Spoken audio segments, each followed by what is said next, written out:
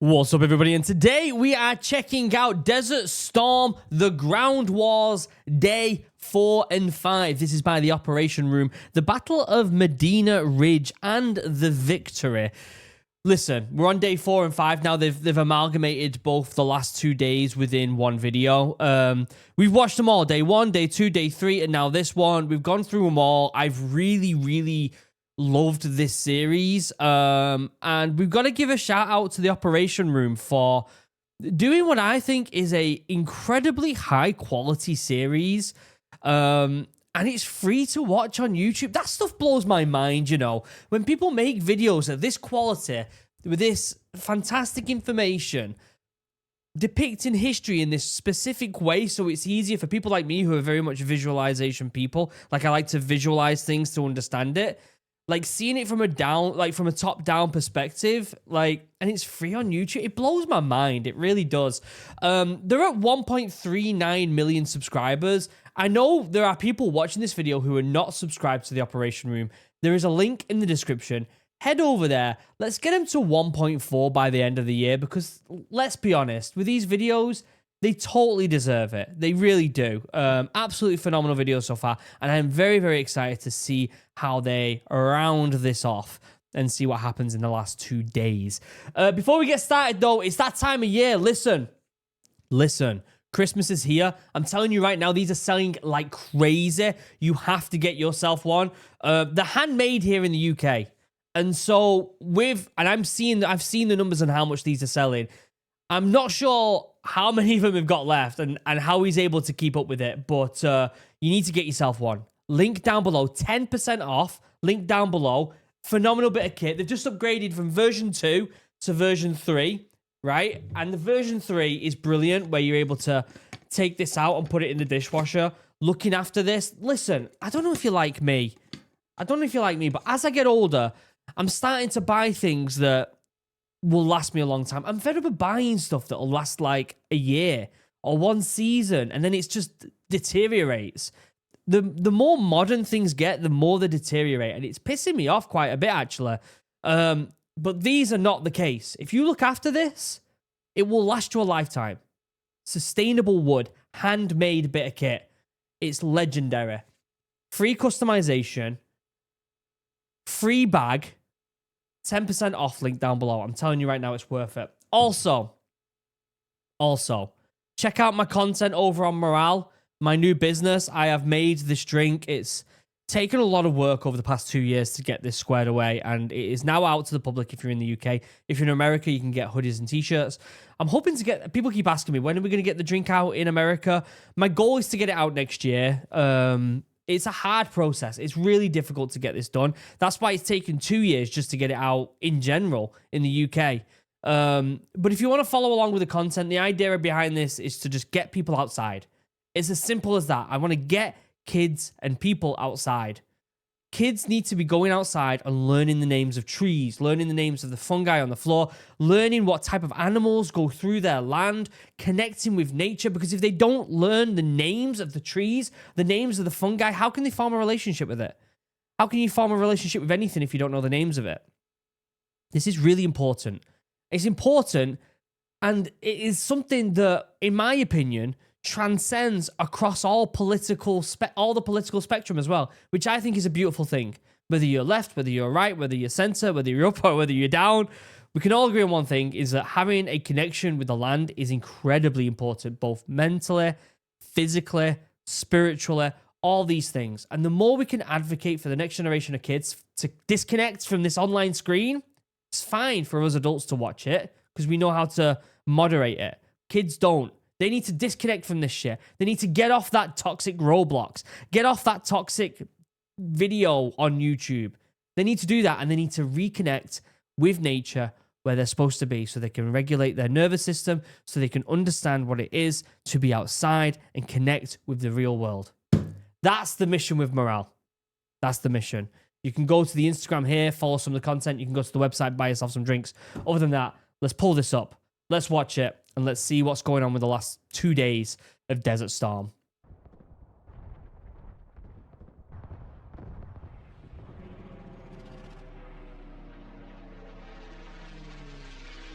The operation room. I wonder how many people are actually making these videos. What's the team? This video is sponsored by NordVPN. A VPN, or virtual private Okay, network, I'm gonna get allows through you to securely and 6 through midnight ad. into day 4. The US Armored Divisions continue their advance east, pulverizing the Tawakkalna Republican Guard Division with few losses.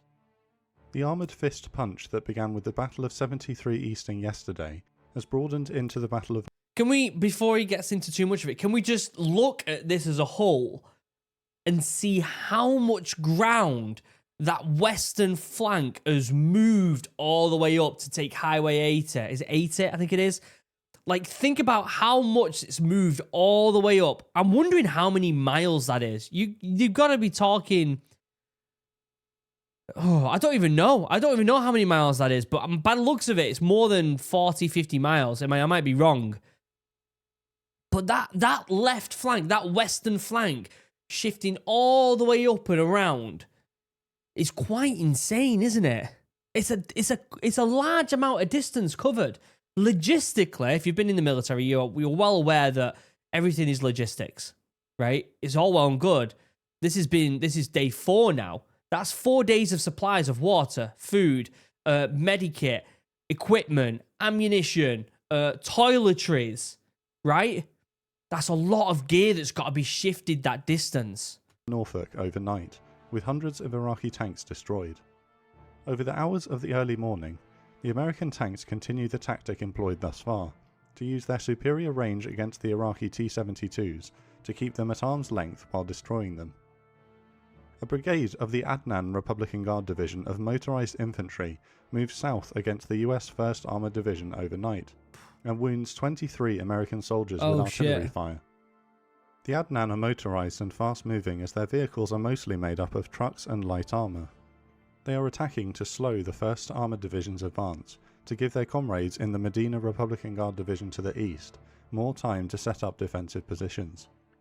The US MLRS batteries launch a devastating counterattack of cluster bomblets in return. Throughout the night, using their night vision optics, an entire battalion of Apache attack helicopters and Air Force A-10s move in and rain hell on the Adnan Division from above. Within a few hours, their resistance has ceased, and the hastily organised Adnan Division dissipates into the night. Dissipates. You can say that, can't you? Look at that. That military is dissipating. That's going to be a new phrase I'm going to use. Can you do us a favour and just dissipate for a minute? With those unable to escape surrendering. Behind the Republican Guard, the coalition air forces continue to hammer Iraqi commandeered vehicles retreating from the Kuwait theatre along what would become known as the Highway of Death. Throughout days 3 and 4, the Iraqis have been setting fire to the Kuwaiti oil wells as they retreat. Classic. The burning oil... You know people are losing when they're destroying the thing they're trying to take on the way out. It's such a petty thing, isn't it? It's so petty and annoying. Causes a massive environmental disaster in the area. Despite the Iraqis believing that the rugged terrain south of the Euphrates Valley is too difficult for an armoured division to negotiate, the 24th Infantry Division reached their objective, securing Highway 8 east of where the 101st had done so a couple of days earlier. They blockade the highway, destroying over 100 vehicles retreating westwards, with tank and tow fire. Bedouin nomads, watching from... Over 100 vehicles destroyed. Can you imagine the carnage of just like, imagine if you could just take a stroll around this country at this point, after all this has happened, and see the difference between a week ago and now. It would have gone from a week ago just being a regular country to all of a sudden looking like some sort of dystopian, horror, post-apocalyptic country, wouldn't it? Atop a nearby ridgeline, politely applaud as tank rounds hit their targets. Despite being slow out of the blocks, the Egyptian, Saudi, Syrian and Kuwaiti armoured divisions of Joint Forces Command North have carefully advanced into Kuwait against concentrated Iraqi defences. They have successfully destroyed multiple Iraqi frontline divisions and advanced northeast towards Kuwait City itself. So the in theory trapping this 15th Infantry Division and the other one to its east in Kuwait at this point. They've surrounded Kuwait, haven't they? The Arab forces of Joint Forces Command East also advanced towards the city. Mm. The 1st Marine Division sets its sights on the Kuwait City International Airport, and the 2nd Marine Division moves towards the west side of the city to cut off any vehicles still retreating. Yeah. As the sun rises, at 6 AM, the 1st Marine Division's task forces Shepherd and Papa Bear, who had held off a fierce Iraqi counterattack 2 days. Imagine being a civvy in this street, in these streets here, and just being like, "Oh my days!" Like you're gonna have to bunker down for a few days, aren't you? Minimum. You're gonna hope that there isn't any sort of artillery's getting hit in your building, and you just gotta bunker down, and hopefully they had food to do it. Earlier, breach the airfield perimeter and advance across the runways towards what's left of the hangars. The fight that they had planned for never materializes.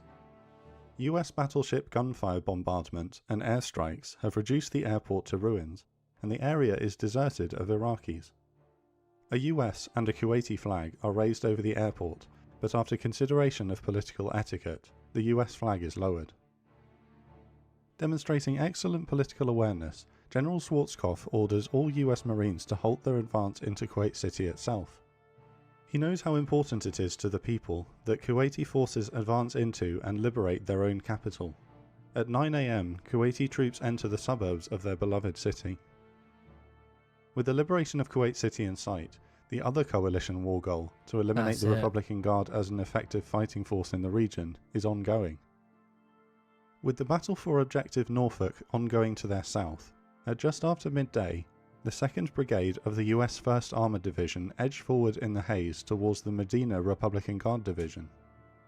With the Tawakalna nearly finished off, and the Adnan Republican Guard Division swept aside earlier, the Medina Division are now the last organised force to stand up to American armour. At that point, you might as well just call it a day, aren't you? Do you know what I mean? You're not going to stop them. Like, what does this group think they're going to do at this point? Like, everything else has just been absolutely leveled.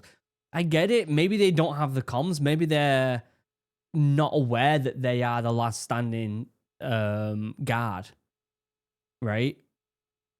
Maybe they're just not aware of it. But if I was aware of the full previous 3 days, and I'm part of that group, I'm going to be like, lads, we're going to get absolutely trampled here, and we can't do that. We got to come up with a better plan than just standing off against America, because it's not going to happen. Behind the Medina lies 7 Iraqi logistics sites for the Kuwaiti theatre. To the rear and left of the US 1st Armoured Division is the 3rd Armoured Cavalry Regiment of 18 Corps, trying to catch them up on the outside with the 24th Infantry Division. Poor positional coordination between 7 and 18 Corps results in gunners from the 3rd Armoured Cavalry mistaking the rear of 1st Armoured for Iraqis. Ah, shit. A brief friendly fire incident results in 1 American killed. I feel like we're seeing more deaths through friendly fire than anything else. And I guess I've spoke about this quite a lot in previous videos, how information is the decider in war. The more information you have, the more likely it is you're going to win.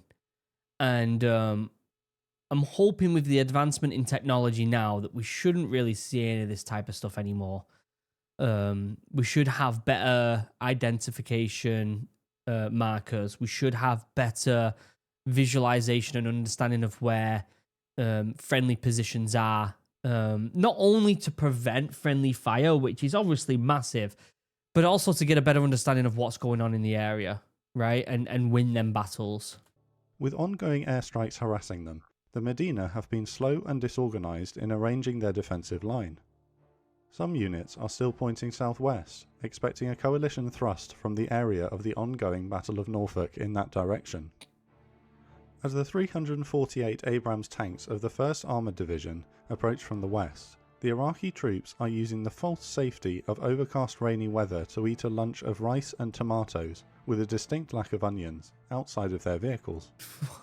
In a similar tactic to the Tawakalna Division yesterday, the Medina's tanks are waiting on the other side of a small hill, ready to hit American tanks as they crest it.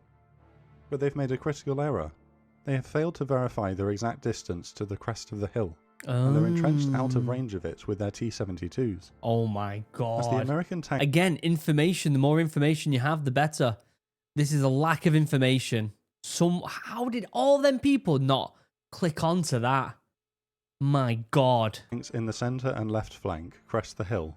Their commanders begin That's Bobby Basics, isn't it? It's literally Bobby Basics. to pick out targets through their thermal imaging sensors in the murk. At 12:17 p.m, the first rounds rip into the unsuspecting Iraqi T-72s. My days. The American commanders calculate that they are beyond the range of the enemy tanks, and so halt on the high ground. The Iraqis, scrambling into their tanks, helplessly return fire at the muzzle flashes in the miss, their rounds falling short of the American line. For the next 40 minutes, the engaged elements of the 1st Armoured Division simply sit there picking off Iraqi tanks and armoured vehicles with impunity. Wow. The Iraqis desperately call in artillery support, but the rounds fall behind the front line of Abrams tanks. Without any real way of knowing where the rounds are landing, the artillery continues without correction and misses. Wow. The 75th Field Artillery Brigade and the 1st and 25th Field Artillery Regiments respond. Using artillery acquisition radars, the US artillery is able to detect the firing of an Iraqi artillery piece, pinpoint its exact position, and return counter-artillery fire on it before the Iraqi round has even landed. Within just a few minutes, 2 entire artillery battalions of the Medina division have been wiped out, and the US artillery can focus its attention on the Iraqi armour. Isn't that mental? Could you say that's a bit of luck on the America's side there, that there was just misinformation within the enemy forces? This is what I was saying about quality soldiers over quantity. The Iraqis here have less people, and so they have to be on point. They cannot miss a beat, and yet they did. Quality is so important. It's unbelievable. You can have 1 million soldiers, but if they're all crap, give me 10,000 regular soldiers who are switched on and you're going to win.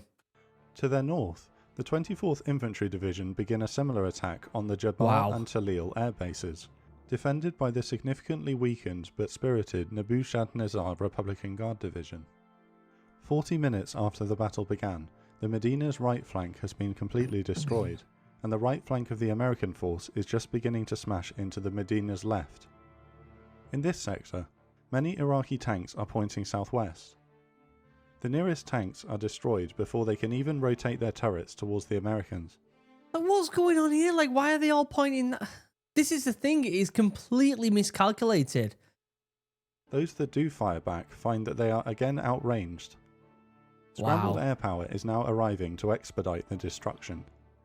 Apache attack helicopters come to hover just behind the front line of Abrams and Bradleys. They launch Hellfire missiles over the heads of their comrades into the enemy. Jesus. A-10s also arrive overhead. Oh my God, can you beat them down anymore? And they're not already dead? Christ. Vehicles just outside the range of the ground forces. In the midst of the carnage, General Franks, commander of 7 Corps, flies to visit Major General Griffith, commander of the 1st Armoured Division. However, the pilots of his helicopter get lost, and they fly over the Iraqi line. His helicopter flies from the Iraqi lines towards the US line. With his Black Hawk equipped with stub wings and external fuel tanks, in the mist they could easily have been mistaken for a similar looking Iraqi Mi-24 attack helicopter. It's a miracle that neither Iraqi nor American air defences opened fire on him. Wow. The battle would become known. You get things like that happen during battle where for some reason an individual just manages to slip the way through. Have you heard the story about D-Day and how there was a Scotsman who landed on the beaches in D-Day with just a set of bagpipes, and he just played, and no one shot him just because they're like, well, he's just playing bagpipes, might as well just leave him. And he just cracked on playing bagpipes on the beach. I think there's like a memorial or a statue or something about it. As the Battle of Medina Ridge.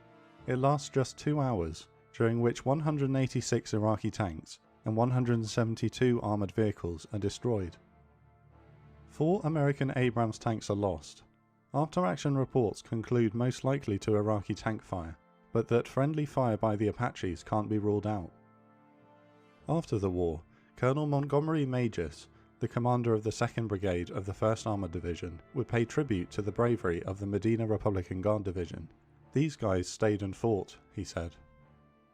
In the afternoon of day 4, Both the Tawakalna and Medina Republican Guard divisions are now effectively destroyed. The Adnan, Nebuchadnezzar and Al-4 infantry divisions are routed and retreating. The avenue to the coast is now open, and the race is on to cut off these three divisions and the Hammurabi Armoured Division before they can make their escape north of the Euphrates. Wow. So is that pretty much day 4 done there then? God, they've literally obliterated them, haven't they?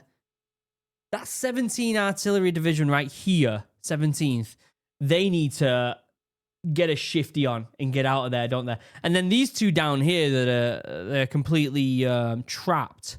They've got no way of getting out unless they go across this interesting bridge here, but that's probably going to get blown up. Yeah, they are done for. Wow. Just think about the ground covered, like I said earlier. Strikes involving A-10s and 4 Apache battalions of the 101st Airborne are directed against all of them to try to slow down their retreat until 7 and 18 Corps, now struggling for fuel with the very long supply routes from Saudi Arabia, can arrive to destroy them. The bombing and killing is merciless on the retreating and disorganized Iraqi forces, both in eastern Iraq and at the Highway of Death. General Schwarzkopf and President Bush in Washington agree that to continue the killing for the sake of killing risks the coalition losing moral authority on the world stage. That makes complete sense. That makes complete sense. At what point you're like, all right, we were absolutely hammering them here. They're well aware of it and they're retreating. They've been told off, right? Like they need to get their shit together and understand that if they don't listen to the world stage, then they're going to get another beat down. Makes sense.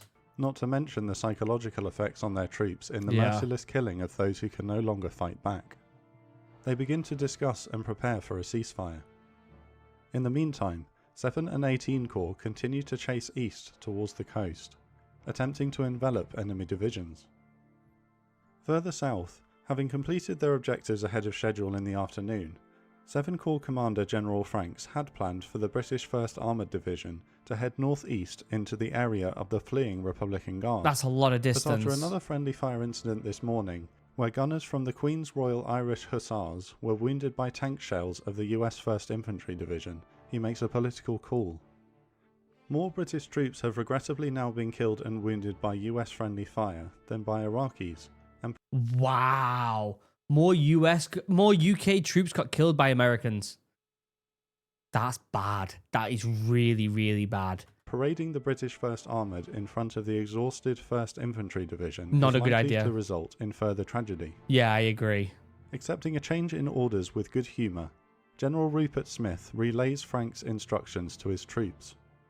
Advance east and cut off any further retreating Iraqis from Kuwait City at the coast to the north. Refusing to once again be shot at by allies, the British crews hoist Union Jacks and regimental colours atop their vehicles. Great idea. Like their predecessors in North Africa, the Desert Rats race across the desert, thousands of flags fluttering in the wind. The British always do absolutely daft things, don't they? Let's be honest. I mean, it's a good idea. You don't want to get shot by the US. The US seem to be being a bit more laxy-daisy when it comes to shooting their own troops or coalition troops here, don't they? The US Air Force is caught off guard for a special mission planned. It was their intention to dispatch F-111s to Baghdad in a final attempt to kill Saddam Hussein himself, but the war is coming to an end far sooner than anticipated. On Wednesday afternoon, a C-141 delivers a pair of 4,700-pound GBU-28 bunker-busting bombs, which are swiftly loaded onto the aircraft and we've watched a video on these, haven't we? Sent out. The GBU-28 have been crash developed over the last 6 months. The two deliver. They're made with tank barrels. If you've not watched the video, these bunker busting bombs are fascinating. Basically, they only had a few of them because they were used from barrels of tanks, and they used one to test, and they were like, all right, it works. And so they got all this done within like a week or something insane like that, and got them out. And it was at this point where Saddam Hussein was like, okay, like, we can't hide at this point. Are still warm to the touch from the molten explosive material poured in by the armourers in Florida just hours earlier. Yeah. At 8 PM, the two F-111s scream over a bunker complex northwest of Baghdad, and drop their large bombs. The first misses, but the second penetrates into the underground bunker system and kills everyone inside. It turns out that Saddam was not present. No, he was friggin' hiding in some sort of hole, which we watched the video on that as well. If you watched if you watched the video back in the day where it was all about how they found him, which was fascinating. While the F-111s were en route, General Schwarzkopf leaves his war room to host a press conference to the world media. For the first time, he explains the coalition's war strategy and progress up until this moment, and reports that the gates are closed to Iraqi forces retreating north. As the coalition ground forces are still racing east to try to cut them off in time, what he means is that he believes that air power alone is slowing the retreat fast enough that 7 Corps will eventually get there in time. Unfortunately, this isn't the case, and the Adnan, Nabushadnezzar, and Al-4 divisions and the remnants of the Medina escape over the Euphrates throughout the night. 7 Corps continues east into the following morning, destroying straggling units, seizing logistics areas, and rounding up prisoners of war. Wow. I wonder how many POWs they got in total from these past 5 days. At 8 AM on the 28th of February 1991, the 5th day of the ground war of Desert Storm, a cessation of hostilities order is sent to all coalition forces. The Gulf War is over. Sheesh. Over the coming months, after the euphoria of victory wears off, questions will be asked about the decision to cease hostilities so soon, and whether the imagery of the slaughter south of Basra and the Highway of Death would have been worth the strategic war goal of destroying the Republican Guard for good. But the primary war goal for the 35 nations that mobilized against Saddam Hussein was to rid Kuwait of Iraqi forces. Thanks to an elite display of generalship by Coalition Commander General Norman Schwarzkopf and the hard work, dedication, bravery and sacrifice of the armed forces that stood together, the Kuwaiti flag rightly flies over Kuwait City. Wow. Wow. Okay. We've now finished this series, the Ground War series of Desert Storm here on the Operation Room, and it might be one of the best series I've seen on YouTube. Them 4 videos, phenomenal. Absolutely phenomenal. Well done, Operations Room, for what I think is one of the best military series on YouTube. Absolutely brilliant. Let me know what you think in the comment section down below. There is a link in the description for the original video. Head over there. Go give it some love. Really important that you do that. Give me your thoughts on the Ground War of Desert Storm down in the comments, because they rolled over him, didn't they? And it is insane to see. Absolutely insane. Before you go buy yourself a chug. There's a link down below, 10% off link down below. And then also go get yourself somewhere else if you're in the UK, or support the cause if you want. Links down below for everything. Other than that, I love you all. Have a wonderful day. Goodbye.